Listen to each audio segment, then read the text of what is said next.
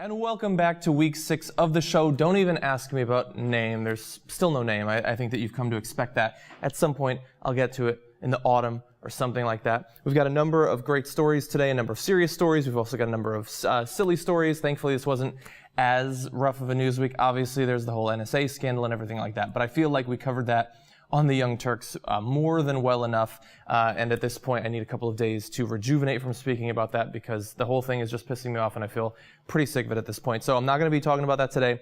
We've got a number of other great stories spanning world news, political news, drug news, all sorts of things like that. So let's not waste any time. Let's get right into it. The protests in Turkey continue. The big news the last couple of days is that the Prime Minister Tayyip Erdogan has returned to Turkey. He was greeted immediately by a very large crowd of his supporters. I'm sure it's just a coincidence. He's got supporters, so many supporters, that they just happened to be waiting for him. I'm sure it wasn't set up by his government or anything like that. And the news that I want to focus on this update today on the show is some of the statements that have been made both by him, by the people supporting him. I don't like some of the rhetoric that's being put out there, and so we're going to focus on a couple of those quotes. So first, the Prime Minister echoes his statements from last week saying, these protests must end immediately. No one's surprised by that. Of course, as we said last week, he was saying the same thing. Yeah, he wants the protests to end. He's part of the government. The protests are against the government. Nobody's surprised by that. But there are some other statements that he made that I find to be a little bit more, I guess, threatening, or at least worrisome. At one point, he says to his supporters, no power but Allah can stop Turkey's rise. And I think that that's the exact thing you should not say, considering the nature of these protests and how many of the people opposing him, part of the reason they're opposing him is because of what they see as the rising influence of Islam in Turkish government, which, as we said last week, has been historically quite secular. That's one of the appeals of Turkey. So a statement like that, not the best way, I guess, to mend some of the divides between you and the protesters, at least from my point of view. Now, one of the chants of the supporters of Erdogan, one of the things they were saying was, don't test our patience, Istanbul is here.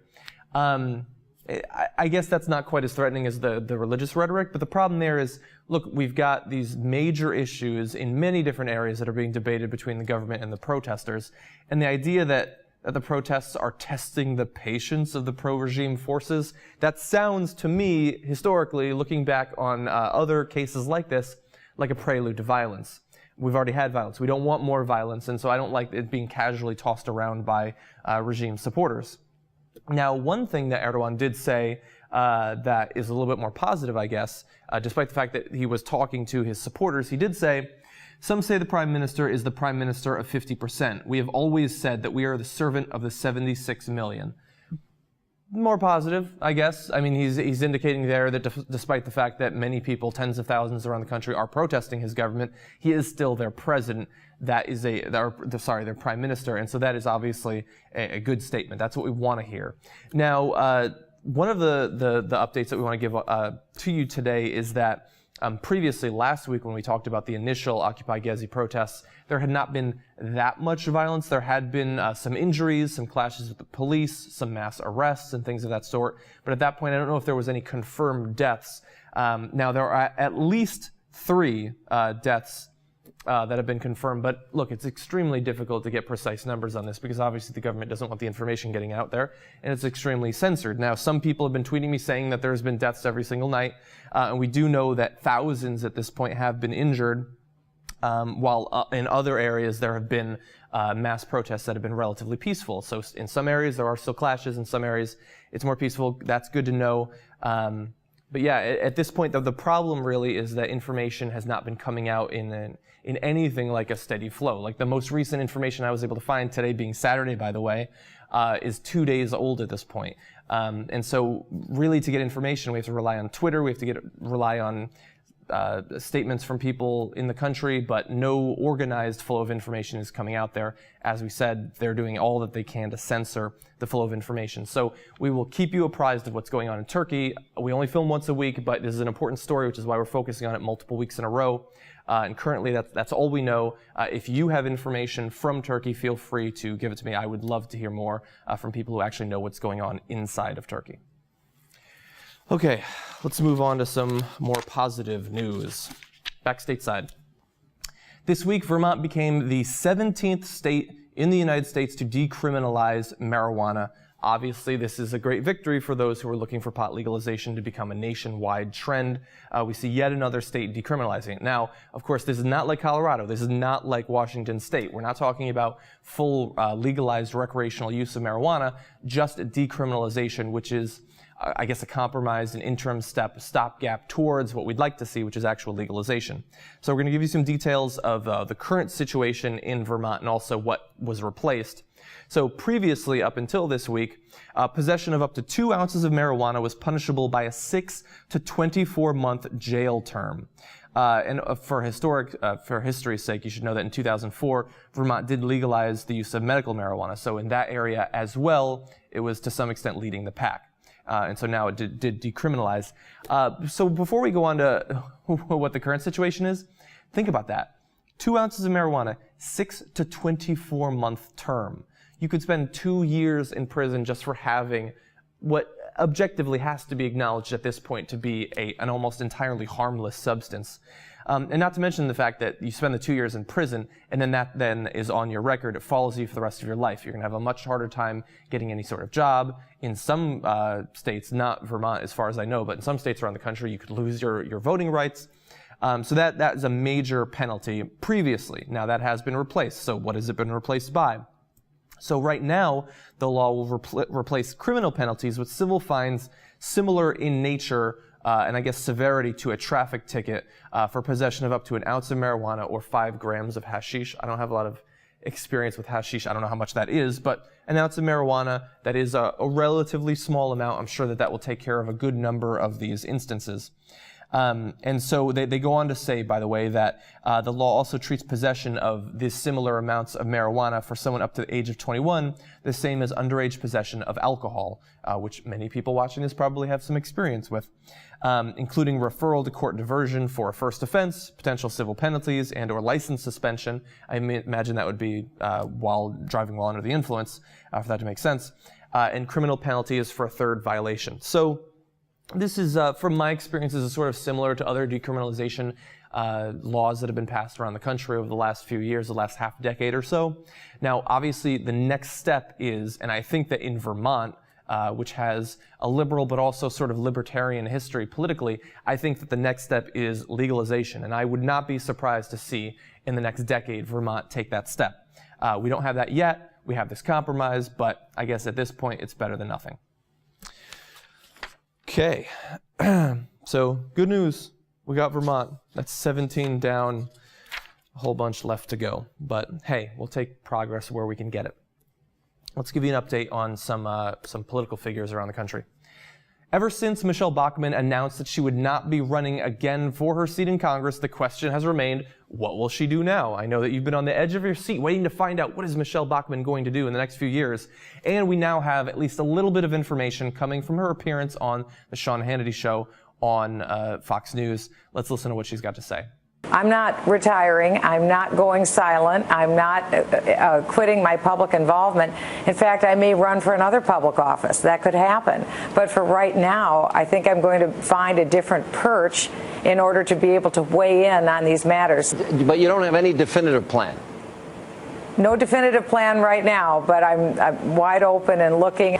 I'm not going away. I'm not leaving Washington. I'm not leaving the national scene. It's just bringing a positive solution from a different perch. All right, last question. Are you going to think about 2016, maybe running for president again?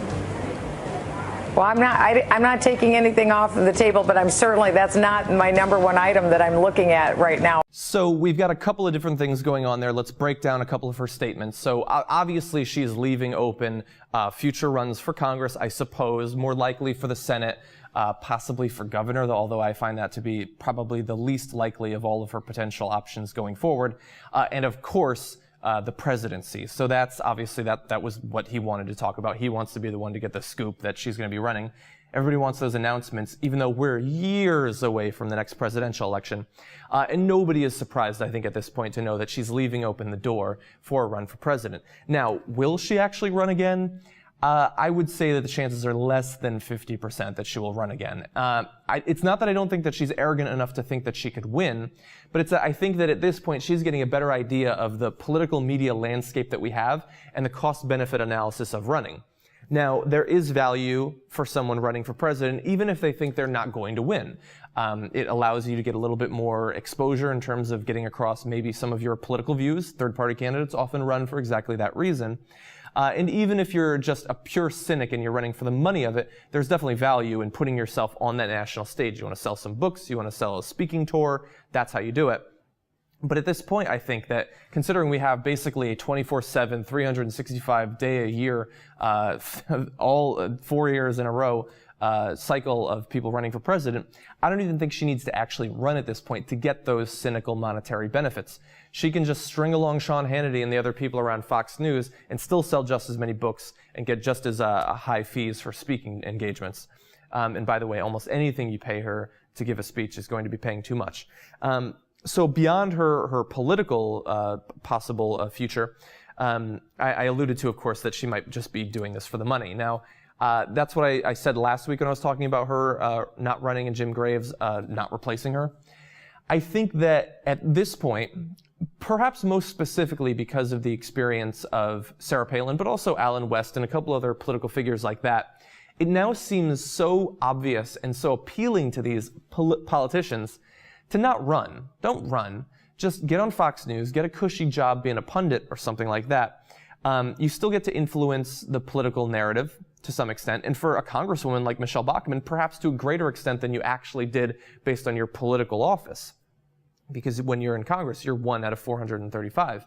You have very little power. Any individual congresswoman, especially one who lacks almost entirely in political savvy, like Michele Bachmann.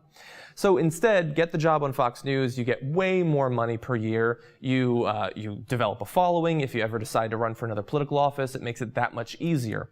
And so I think that that is most likely what is driving her. I think that she's leaving open as many doors as she can, but I think that that's what she will actually do, is angle for that media job. Now, it depresses me that that is such an appealing option for politicians in this country, that that's how politics and media have sort of grown together. But I will say that I think that the chances that she will accomplish in the media what she wants to are lower than she might be, I guess, gambling at this point. And historically, we've been very worried about these crazies getting into media and making people go crazy too. But I think that we've seen a couple of high-profile failures in the last few years that make me less worried than I would have been half a decade ago. Glenn Beck got on Fox News, did not succeed on Fox News. Ann Coulter at one point was very big on Fox News. Now she has almost no influence whatsoever. Michelle Malkin also. What influence does she really have at this point? Sarah Palin did have the job in Fox News, was eventually fired or parted ways. So I think that Fox News is always going to be interested in finding someone like an Allen West, like a Michele Bachmann, who can go out there and say crazy things, especially if they're a female or a minority. But I think that they also learned that at some point you can't control crazy. Don't get in bed with crazy. Michele Bachmann, definitely crazy. I think even Fox News is going to think twice about hiring her. So that's Michele Bachmann. Let's turn to other former failed politicians.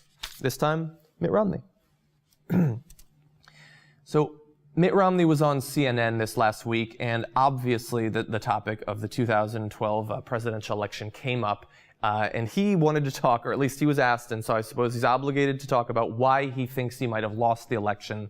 Let's listen. There were other things that didn't help my campaign either. Obviously, a hurricane with a week to go before the election stalled our campaign. But, you don't. Do you blame Chris Christie as much as some other people in your... I wish the hurricane hadn't happened when it did, because it gave the president a chance to be presidential and to be out showing sympathy for folks. That's one of the advantages of incumbency. Oh, Mitt Romney, what are you doing?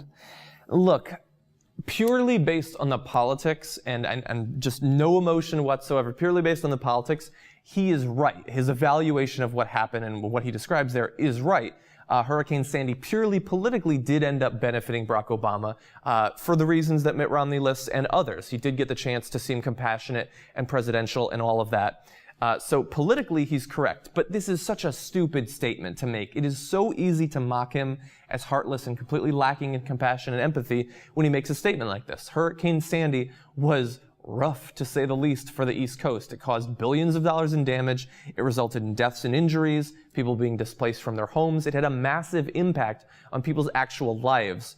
And so the idea that this multi-millionaire, his political chances got harmed a little bit by the mean old hurricane, that that's what he takes from Hurricane Sandy, I think that this should and probably will do further damage to the reputation of Mitt Romney. Now, beyond just this statement, I think that what is so awesome about this statement in terms of being able to evaluate Mitt Romney is this perfectly sums up the problem that he had in the election. And the problem that he had was not just Hurricane Sandy allowing President Obama to seem presidential. It's that he really does lack in compassion. Either he lacks the compassion or he lacks the know-how to understand when a statement will make it seem like he lacks compassion. Now, this is a family man, a religious man. I'd like to think that he does actually care about people to some extent, but he can't seem to get those ideas across once he opens his mouth. And just like with the 47% comments that he made, he's going to end up wanting to take back this. It's just, he says these things that are too easy to mock. And for someone as rich as he is, you have to be especially careful about seeming out of touch. And to cast Hurricane Sandy in this just crudely, coldly political light makes it way too easy to do that. And obviously, look, Barack Obama, also a rich man, especially after, the speaking engagements, the books that he sold and all of that. But he does a better job, at least up until the last week, of not seeming to be disconnected from the average man. So Mitt Romney not having a good week, I'm sure that he's going to wish that he had stayed home at his mansion rather than going on CNN. And if he decides to run for office in the future, he needs to learn when to speak and when to keep his mouth shut. Okay. Cruising right through these stories.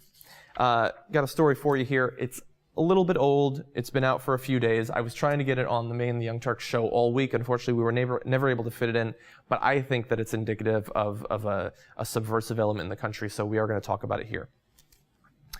The 2014 National Defense Authorization Act is currently being debated in the House. Amendments are being offered up. One such amendment by Democrat from New Jersey, Rob Andrews, was going to change the military's chaplaincy policy. So previously, obviously, these chaplains were religious figures. What Rob Andrews wanted to do was change so that humanists, secularists, and members of ethnic cultural groups could also serve the role of military chaplains, not replacing the religious chaplains, but supplementing them.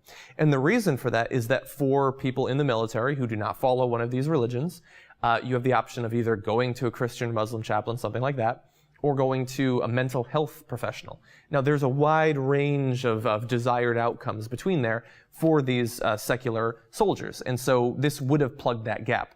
Now, that seems totally reasonable. Let's see who thinks it's not. This is, of course, Republican of Texas. Why not? Mike Conaway.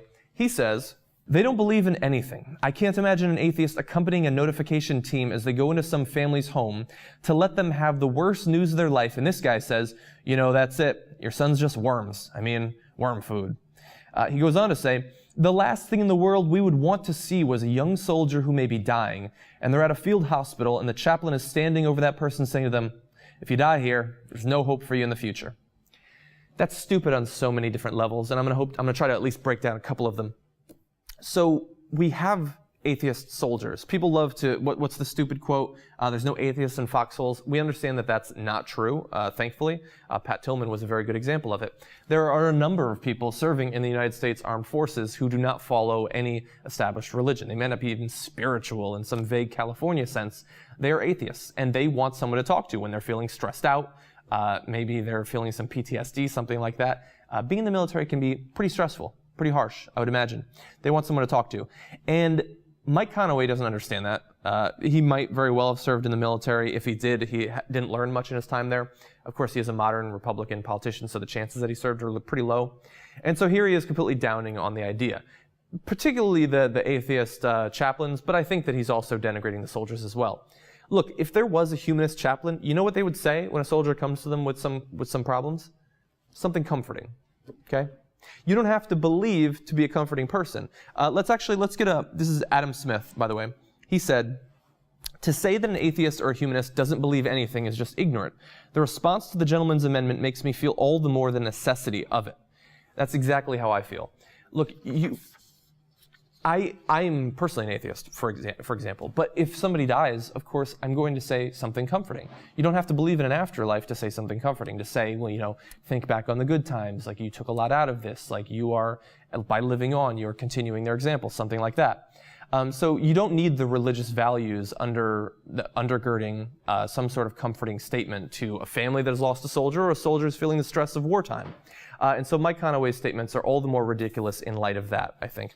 And so let's go outside of the context of these statements about the amendment, which, by the way, is not going to pass because that committee, as all are in the House right now, has a majority of Republicans.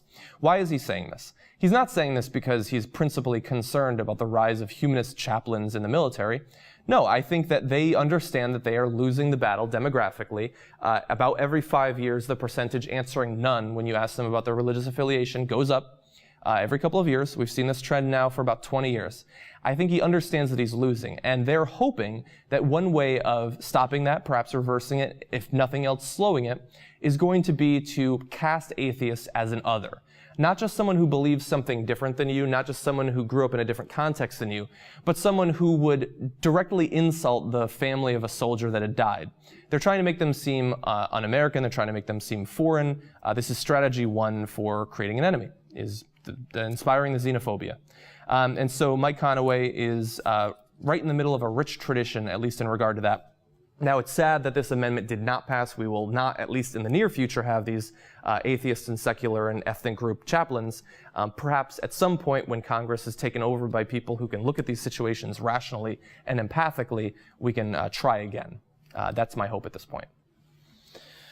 Okay, I'm going to take a short break, come back. We've got 3 or 4 more good stories for you, and of course I will be answering some of your Twitter, Facebook, and YouTube comments and questions. Back shortly.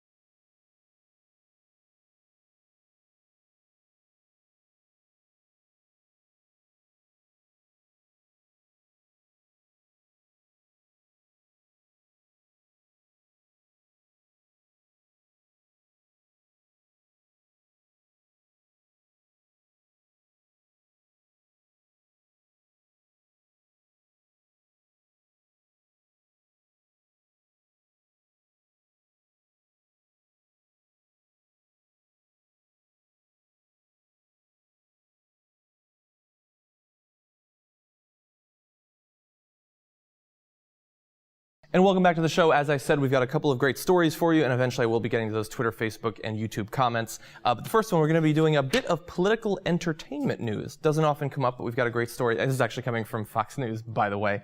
But I'm going to have a slightly different stance than they do, so don't worry. Is the upcoming horror movie The Purge a secret assault on the Tea Party, the NRA, and Christianity? I don't think so, but Fox News is worried about it, and so they have an article talking about this. They've got a couple of quotes on their side. We're going to break down both sides and then say why this is completely ridiculous. And the reason I think it's ridiculous, very different than Fox News is, by the way.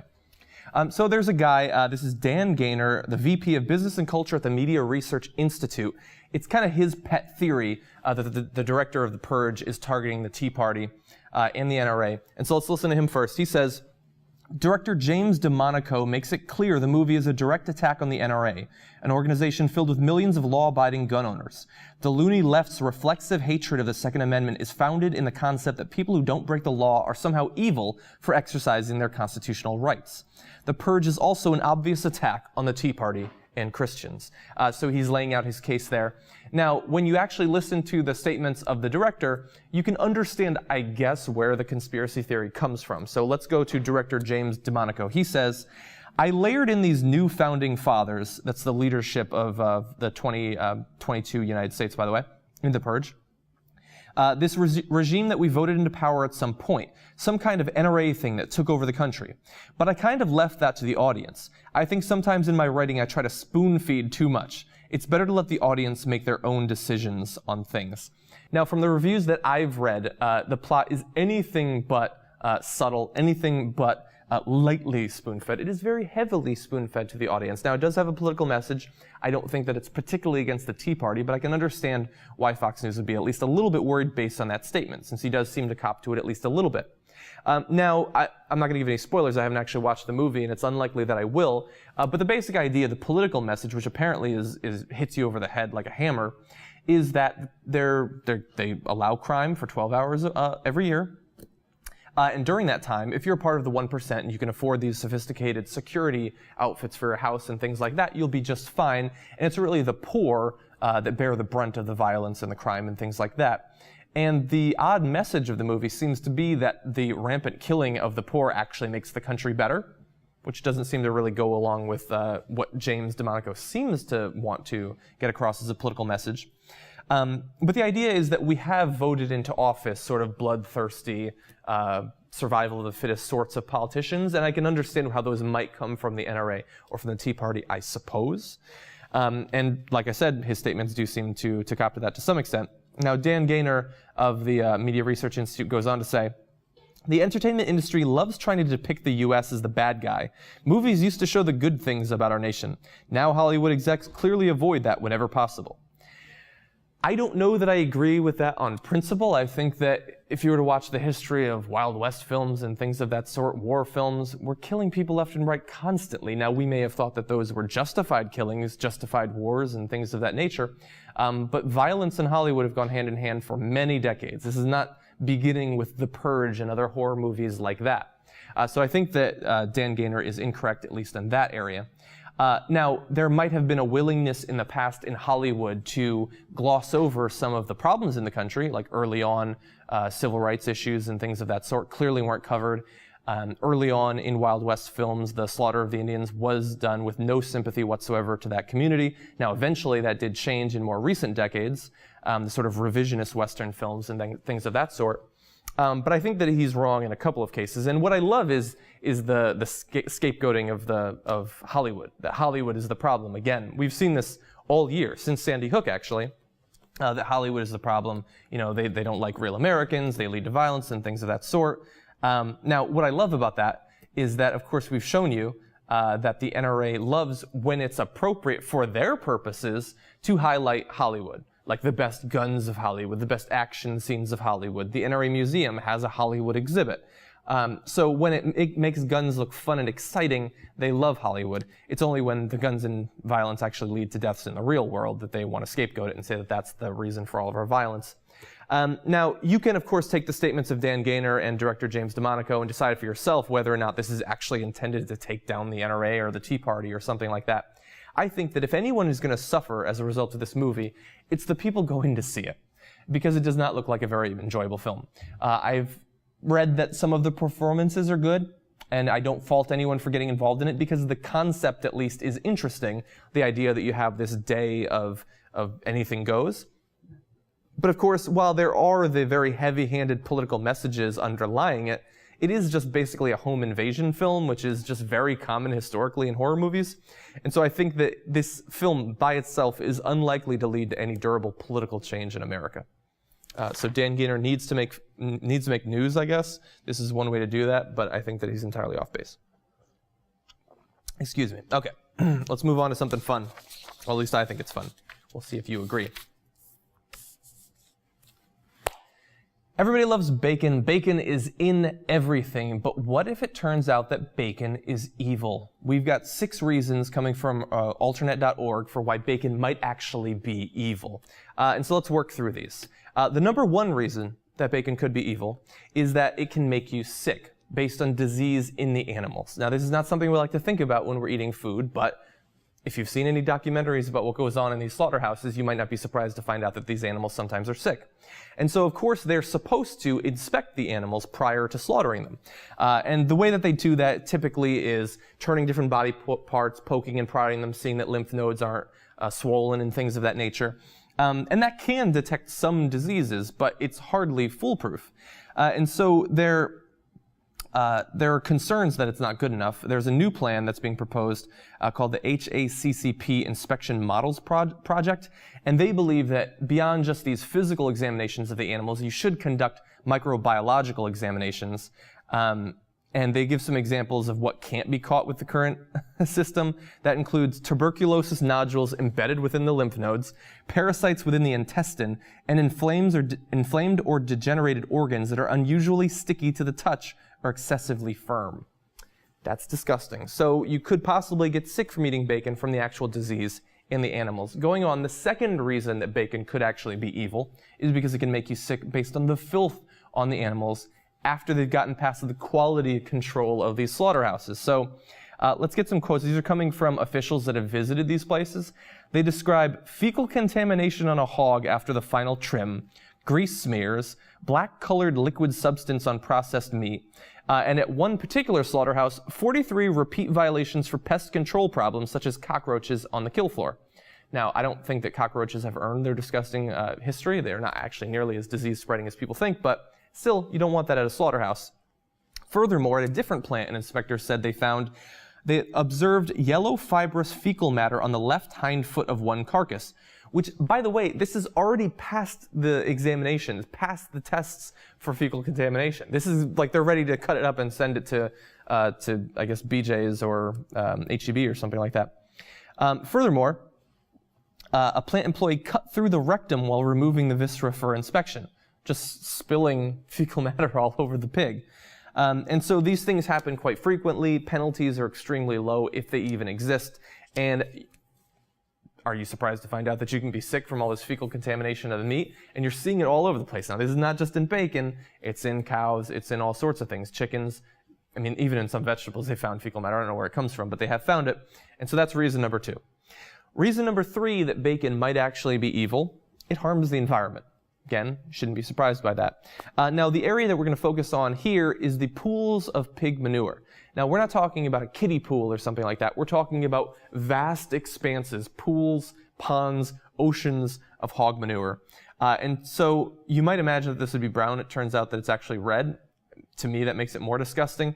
And it's described by author Jeff Tietz as interactions between the bacteria and blood and afterbirths and stillborn piglets and urine and excrement and chemicals and drugs. That's what causes it to have that reddish pink color. And of course, when you have all of these hogs, that just builds up and builds up. They eventually have to put it somewhere. One of the things that they do once these lagoons have been overfilling is they spray it on surrounding fields. Now, they don't just give it a light spraying. You got to get rid of it, and sometimes that leads to just massive waste on the surrounding fields. Hundreds of acres turned into shallow mud puddles of pig shit, which is obviously very disgusting. I suppose that long-term that might lead to more things growing there, because manure is supposed to be good, but it's disgusting in the short term. And furthermore, to give you an idea of what these lagoons of this pig shit are like, this is coming from Chicago Tribune's Andrew Martin. He says, dozens of dead piglets are dumped in piles or encased in pools of manure beneath the floor, having drowned there after falling through a hole. Now, that's obviously both tragic and disgusting. So, bad for you in terms of disease, fecal contamination, and obviously the fecal contamination and the resulting hog manure has to go somewhere, and so it harms the environment as well. Reason number 4 that bacon might actually be evil, it can make you sick based on the drugs that are in the meat that, by the way, don't even have to go on the label. So these animals are being drugged and they're getting into your system and you don't even have a chance to know about it. And so to get an idea of what we're talking about here are some of the things that can be in these pigs.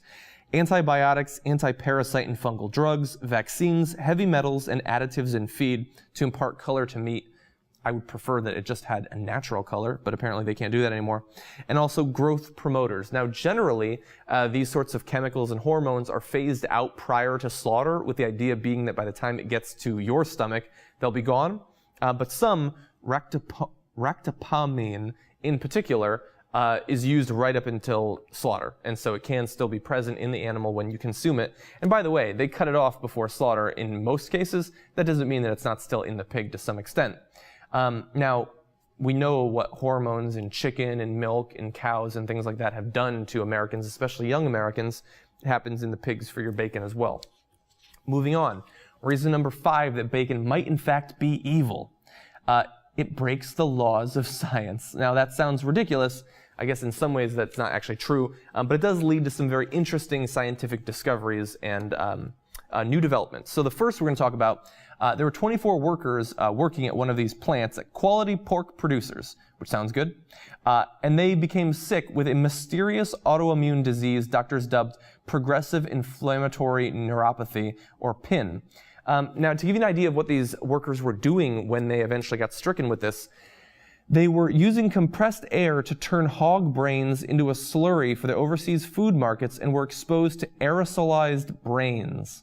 Now, I didn't even know that that was a thing. I don't know who's eating this. I don't know if it's being fed to animals overseas, but that's absolutely disgusting. Now, they have this pin disease, which hadn't previously been known about. It caused tingling and numbness of the limbs and progressive weakness, sometimes leading to wheelchairs, hospitalization, and paralysis. Some of the workers eventually recovered, some did not. Now, we know from the experience of mad cow disease, these sorts of brain parasites and basically the influence of brains can be bad for people and for other animals. It turns out that when you aerosolize hog brains, it can be bad for humans as well. Now, another way that it breaks the laws of science, we talked about the lagoons of pig shit. Recently, they've been developing a foam-like gray bubbly substance, which appears on top of the hog manure. It can be up to 4 feet thick, and it pulsates with apparent microbial activity, which is just disgusting. Now, this is not just disgusting, it also is dangerous because this foam on top of the lagoons can actually be explosive. It's caused at least 6 explosions up to this point, including a fire that led to the deaths of many animals. Now, I don't have any reports of humans dying in it, but these lagoons are only getting larger. More and more plants, I would expect more fires and more explosions in the future. So weird brain diseases and exploding pig foam, 2 ways that bacon breaks the laws of science. And the final reason that bacon might actually be evil is the cruelty to the animals themselves. I left this for last because I know that those of you who are not vegetarians, this is not something that you're principally concerned about. I understand that.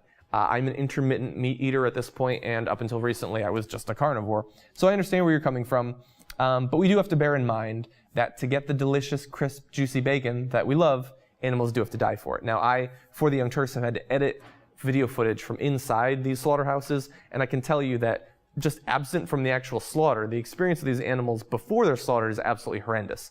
They're treated like less than material goods. The workers throw the piglets around and things like that. They kick them to get them to move. Now, I know that at this point, humanity, America in general, we're meat eaters. We can't concern ourselves too much with the ethics of how we treat our animals, but understand that at least as number 6 on a list like this, we do have to mention the suffering of the animals. Now, 6 reasons bacon might be evil. Should you eat bacon? Sure. I mean, I think that you should be careful. Understand that what you're consuming might include diseases, it might include fecal bacteria, it might include drugs that you don't know about, and to produce it, we might be spreading hog manure all over the place. It might be explosive, people might be getting brain diseases, and it does result in the cruelty, the deaths of many of these animals. But at least for now, it's far too popular to go anywhere. It's cropping up in everything from just regular bacon to ice cream to toothpaste to martinis and things like that. But understand what you're eating and some of the ethical implications of it. So that's bacon. I hope I haven't lost you there. I understand that people don't like being told that they shouldn't eat what they're eating. And look, I have a long history of absolutely loving bacon, but it came across as an alternate and I felt like it was my duty to at least reveal some of these interesting consequences to you. So let's leave America. Let's head south for some very interesting news ahead of the World Cup. Brazil recently launched a campaign of advertisements to eliminate some of the social stigma of sex work and to get rid of some of the myths that people have of how these prostitutes actually function. So we're going to put up some pictures. We'll show you what they look like. You see not the most attractive prostitutes necessarily, but, you know, they're getting the job done. And they're saying messages like, you know, I cannot be seen without a condom, my love, things like that. Basically just giving you the idea that this is a profession that people work in. You know, people use it in Brazil all the time. It happens. And so we shouldn't necessarily stigmatize these workers too much. Now, there was, even in Brazil, where this is legal, there was a huge backlash against these advertisements, and so they were pulled. Now, the health minister, Alexandra Padilla, gave a defense of why they were doing it. You know, they said that this is a vulnerable group. They want to get people to treat them better. But unfortunately, people are not having it. They don't want to see those advertisements. I guess that it's kind of an unspoken thing, I guess, even in Brazil. And I think that that's unfortunate because, look, it's illegal here, and that leads to a lot of victimization of these people. They lead, in some cases, horrible lives because of violence, drug use, not having the protection of police, feeling like they can't turn to the authorities when they're being victimized and things like that. I would hope that in a country where it's at least legal, they would be able to make some progress on that, but people aren't having it. And now, an interesting thing is that sporting events actually drive a lot of these prostitution, just like how the DNC and the RNC in America drives a lot of prostitution in those cities.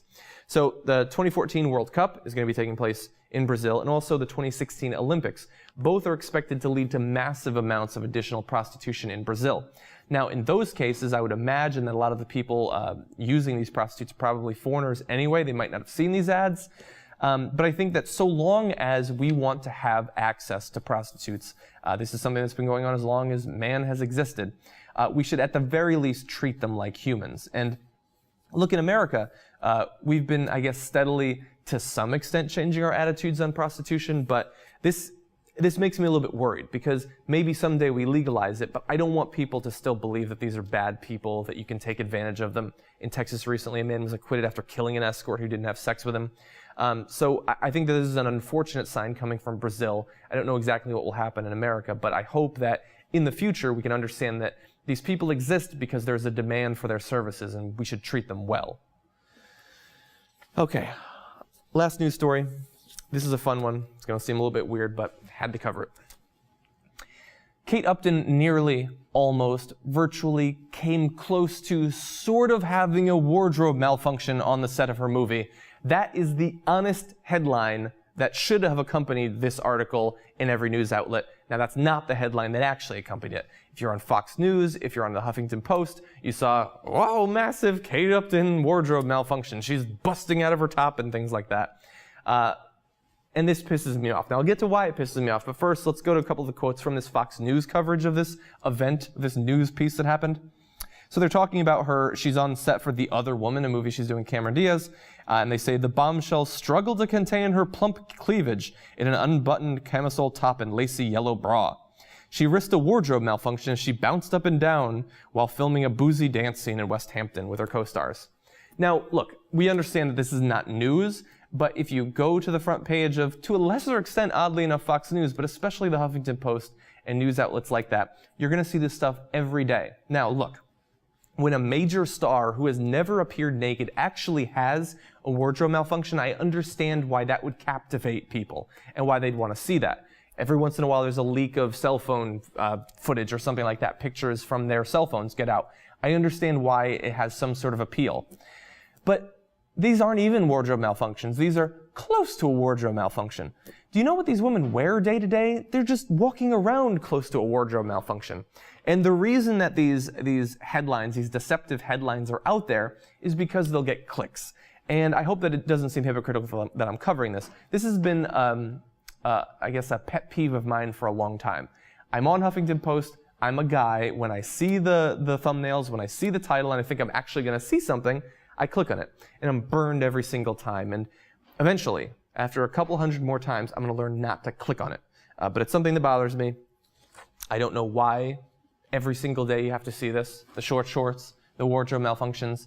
Here's the thing about the internet. There's actual porn. There are actual naked women. If you wanted to see Kate Upton naked, you could actually do it on the internet. But for some reason, there's like this found footage appeal of seeing it on the Huffington Post, I guess, or even in a YouTube video. So that's something that bothers me. Look, I love Kate Upton. Was shocked to find out that she's not even 21. That makes me feel ancient.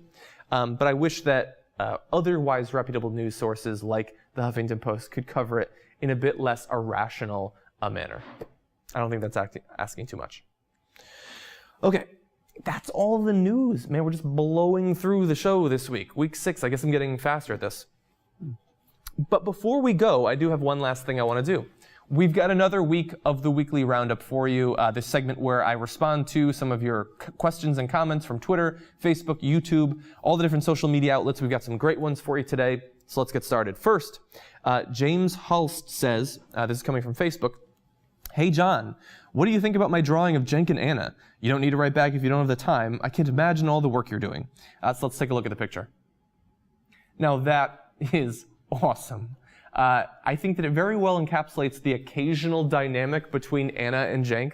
Anna trying to get in a substantive point and Cenk yelling out one of his catchphrases like, "Of course!" and things like that.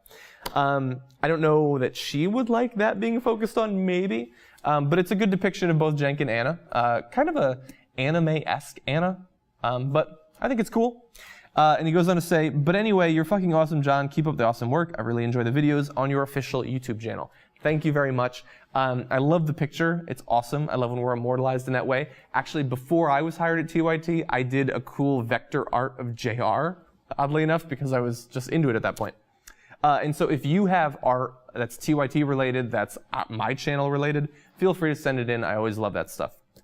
Moving on, Elaine Habimana says, with Prism and everything, do you still feel like Google Glass is a good thing?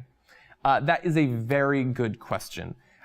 So previous to this last week, before the huge revelations about the NSA's collaboration with credit card companies, Google, Facebook, all these social media companies, the major cell phone companies, Sprint, AT&T, Verizon, the concerns over, I guess, the Xbox One and the Google Glass and things like that was to some extent hypothetical, I suppose. Like, we understand that surveillance is going on, but it didn't seem so immediate. It didn't seem so institutionalized, I guess. And so it's a great point that with Prism coming out, it should lead to more caution. Now, do I think that should stop Google Glass? No, I don't think so. I mean, I think that if you were to say that, a similar sort of argument could apply to webcams. To me being on camera right now. Like, we have cameras all over the place. Like, as I'm working, they're on me. They could be surveilling me. I think that we're living in a time where we have to strike a balance between privacy and access to technology. I don't like that the government is doing it behind our backs. I think that it's great that this was revealed. Whoever it is that's revealing all this information at Glenn Greenwald is doing a great job, and I hope more comes out. And I hope that people care enough to put pressure on politicians, particularly Barack Obama and whoever's running in 2016, to make changes in this way. But at this point, that doesn't mean that I'm going to drastically change which devices I use. I feel like in terms of the Xbox One, if I don't want the Kinect to be watching me when I'm not on my Xbox, I can cover it up. Like, I understand that may not work when I'm actually playing games, but I don't think I'm going to be plotting the overthrow of the government while I'm doing that anyway. And honestly, as suspicious as I am generally of Microsoft, I want to wait until I find out they're collaborating with the government, in particular on the Kinect, before I worry about that. And look, I have to play video games somewhere. It's just a little dig at the console wars. I understand that other consoles do not have that. But look, we have to use technology. Sometimes we're going to be on camera, so I'm going to watch out to the extent that I can. But I do like technology. We're marching towards the future, and that's pretty much how it is. Speaking of marching towards the future, so then I said on Twitter, we were talking about electric cars. I was reading Revenge of the Electric Car, the great documentary on Netflix. He says, test drove the Model S Performance a few weeks back. The car is sick, 0 to 80 in about 5 seconds. Shit. Oh, I love the Tesla Model S. I think it's so awesome. I love the idea that in 5 or so years, hopefully he'll be able to sell $25,000 car, maybe $20,000 car. Like, it's going to take time to get down there, and they have to sell their super expensive luxury performance sedans and crossover SUVs and stuff like that until then. But I love the idea of technology finally in a big way getting into cars, which have, with small changes, been roughly the same for almost 100 years. Now, there are other electric vehicles out there. There's the Nissan Leaf, the Fit EV, the RAV4, the Fiat 500e. The Chevy Spark Electric is coming out soon. A Ford Focus Electric. There's tons of them coming out. I really want one. I don't know that I can make it happen with my current living situation, but this is one of the areas of technology I love the most, and so I'm always down for a Twitter conversation about it. Finally, coming from Alex Smale, this was talking about, I think this is directly replied to the last weekly roundup. He says, what is your opinion on making voting compulsory like they have in Australia? I think that it's a very interesting idea. I know from my experience in political science, both TAing and in the class, when people first in America discover that some countries do have compulsory voting, they go through a phase of thinking it would be a great idea, and maybe it would be a great idea. I think it's extremely unlikely at this point. We can't even seem to get a national voting holiday, so the idea that we're going to force everybody with some sort of financial penalty to vote probably isn't the case. I think that it would have a good effect if it led to people feeling more invested in their government and paying more attention. I think that it's unfortunate that many people, a very large percentage, 40% of the country, even in big presidential elections, don't think that it matters that they vote or that they care, that they debate and that sort of thing. I think that's unfortunate. And If I knew that all else being equal, a compulsory voting system would lead to more citizen engagement, I would be in favor of it. But there are some big differences between Australia and the USA. I don't need to repeat them here, that lead me to believe that it probably wouldn't work, and I can't imagine that people would allow it. They don't like being forced to do anything. They don't like being forced to not smoke in restaurants. Can you imagine if we forced them to get out and vote every 2 years? Because, by the way, I threw that in there at the end, we have a lot of elections in America. That's one of the reasons voting turnout isn't as high as it is in some other countries, where they have, a major election every 4, 5, 6 years. We have constant elections at the municipal, state, and federal level. The interim congressional and senatorial elections and the presidential elections. It's just an election clusterfuck. So that's the Twitter, Facebook, YouTube questions and comments for this week. If you have a question or comment you'd like to see on the future weekly roundup, feel free to leave it in the comments on this video, or you can tweet me at Iadarola. I love hearing from you guys. And that is also the end of the show. Week 6 coming to an end in record time, I think. Some great stories. We're going to, of course, in future weeks be talking about the NSA debacle, the continuing conspiracies with the IRS and things of that sort. I just wanted to take a short little break and focus on some other news from around the world and around the country. That's part of the reason I do the show. Of course, if you have suggestions for stories, feel free to let me know. I love hearing about the stories you guys personally want to hear more about. And I'll see you next week on episode 7 of my show.